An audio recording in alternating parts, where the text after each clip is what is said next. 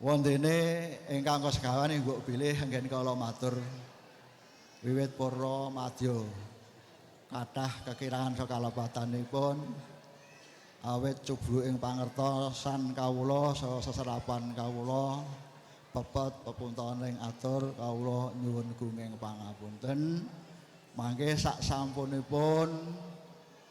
wisudan sawetawis mangke purna kawula saha keluarga dalam saremban badhe nyuwun idi palilah wangsul dhateng Tagung Desa Rembun Kecamatan Nagosari mugi nyuwun doa restunipun keluarga pendanipun Bapak Haji GI Bambang Setiawan sakeluarga dalasan ingkang sami rawuh wangsul kawula dhateng Duka Tagung sowang-sowang mugi tansah manggih rahayu wilujeng kalih sing sambikala dumugi dalemipun piyambak-piyambak boten wonten alangan satunggal punapa. Mbok bilih mekaten anggen kawula matur billahi taufik wal hidayah waridho wal inayah akhirul kalam assalamualaikum warahmatullahi wabarakatuh. Mekaten mekaten pasrah saking panjenenganipun Bapak Haji Maraja SPDI Dhewe tumuli badhe katampi panjenenganipun Bapak Haji Agus Mulyadi SHMM kula sumanggaken.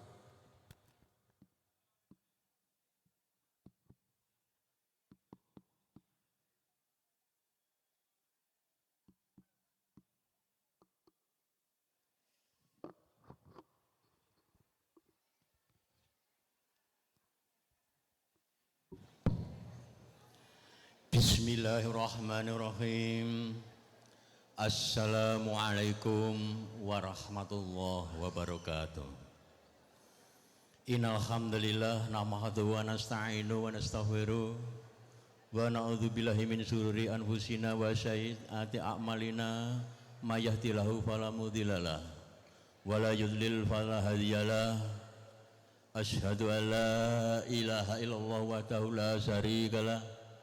wa asyhadu anna Muhammadan abduhu wa rasuluhu la nabiyya ba'da. Qala Allah Ta'ala wa min ayatihi an khalaqalakum min anfusikum azwaja litaskunu ilaiha wa ja'ala bainakum mawaddah wa rahmah inna fi dzalika la ayatin liqaumin yatafakkarun. Sukron kathiron wa sukron walimatul urus. Janipun para sesepuh, para bini sepuh ingkang tansah mestuti dumateng reh kautamen. Janipun para rawuh kakung saha putri ingkang luhur ing pambudi. Janipun kadang besan sutresna ingkang winengku ing rasa bagya mulya saha boten katalupen dumateng nyanipun Bapak Marjono SPD minangka sulih sarira nyanipun Bapak Wiyono SPD. Ing mriki kepareng matur saderengipun murwakane atur kula sumangga kula dherekaken ngunjuraken raos puji syukur dumateng ngarsa Allah Subhanahu wa taala nun injih awit saking sih walasa saha karunyanipun kita sami saged rawuh wonten ing papan menika mliginipun dumateng kadang besan sutresna Bapak Wiyono sakla wangsa matur nuwun krawon panjenengan so kepareng kula ing mriki minangka sulih sarira saking adik kula nun injih Haji Bambang GI Tai Bambang Setiawan sakla wangsa kinen nanggapi menapa ing dados pangandikan panjenengan ingkang sebilah kepareng matur bilih pangandikan panjenengan kang sepindah nun injih atur salam taklim saking Bapak Wiyono sakla wangsa dumateng Adimas Bambang Setiawan kanthi wasilah Waalaikumsalam warahmatullahi wabarakatuh. Wondene pangandikan ingkang kaping kalih nun injih yen sampun masrahaken penganten kakung putra jalu nyanipun Bapak Wiyono ingkang asesilih Sidik Aji Pamungkas MPD ingkang sampun kepareng daup kalian putra putri nyanipun Haji GI Bambang Setiawan ingkang sesilih Dela Narulita SPD inggih sampun kaleksanan ijab kala wingi dinten Sabtu Kliwon Surya kaping 16 kanthi manggih rahayu wilujeng nirkala ing sambikala awit saking menika pasrah panjenengan kula tampi kanthi sukarana ing penggalih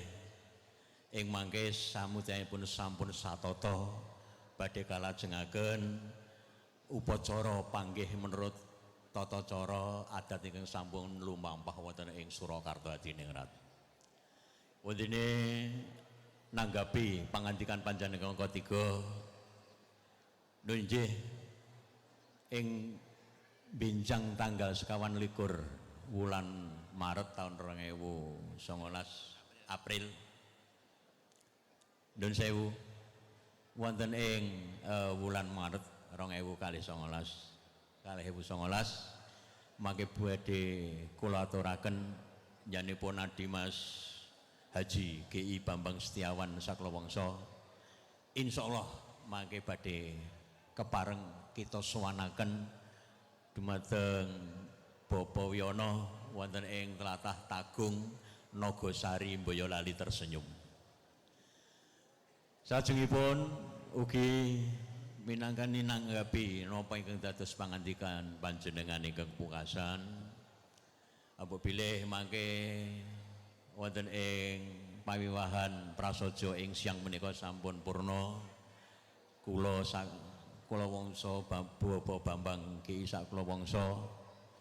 mangke nggih namung saged nderekaken pandonga kundur panjenengan dumugi dalemipun piyambak tansah pinaringan rahayu wilujeng nirbaya nir ing sambikala. Apabila mengatakan atur kula minangka sulih sarira saking nyanipun Adimas Haji GI Bambang Setiawan kenen matur ananggapi menapa ing dados pangandikan panjenengan apabila cekap mengatakan boten kata lupen apabila anggen kula matur kathah ingkang kirang rena ing panggalih pramila kula nyuwun aku ing samudra pangaksami pepuntaning atur wabillahi taufiq wa hidayah waridha wa inayah salam warahmatullahi wabarakatuh. Megatur panampi saking panjenenganipun Bapak Haji Agus Mulyadi SHMM sing yen umur tamu kakung saha putri kang tansah minantu bagya mulya sumangga kula dherekaken humanjing wonten ing madyaning sasana panggihing temanten sekalian dening ingkang keparing hangandi temanten putri Ibu Hajah Hani Restuti SPD MPD saha Ibu Hajah Anjar Biharsih SPD MPD dening ingkang keparing hangandi temanten kakung panjenenganipun Bapak Haji Kationo SPD saha Bapak Dr. Andes HM Yusuf MPD dening ingkang keparing asta sindur Ibu Asabara Asmara Loka SKG Prawisya menika kunjung dumateng para ingkang piniji hamrati tasih mekal lampahing tata cara panggihing temanten mugi keparenga daya-daya sami going diri siya kekati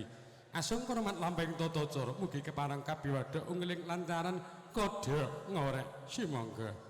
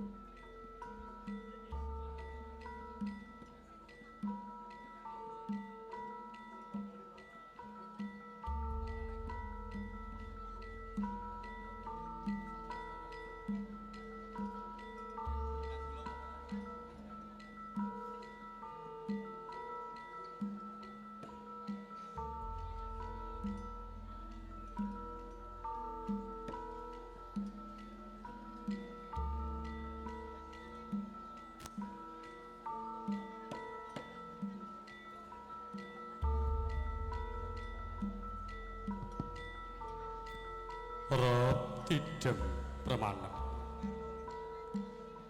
Jatonono sabawane walang asli bebasan kegodongan tanibah awit samirontan lumampah kang kapiyarsa amung swaraning pradangga lokana ingkang munya ing sasana wiwaha sanadyan amung lumantar swaraning para pradangga awit saka wau kena pangaribawane kang sanya binajakrama tuh wis pinestyana titeng Gusti ingkang asipat jalu lan wanita ingkang nedya ngancihing ngalam madya anenggih nambut slaning akrama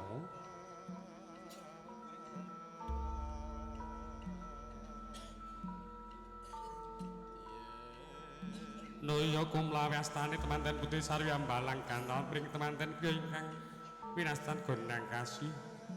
datan saronto temanten kakung ya males ambalang kantaling temanten putri ingkang winastan gondang tutur paripurna lampahing tata cara panggihya panalonan temanten sekalian tumuju kaboyong tumuju sasana kursi rirengga hang laras maya katur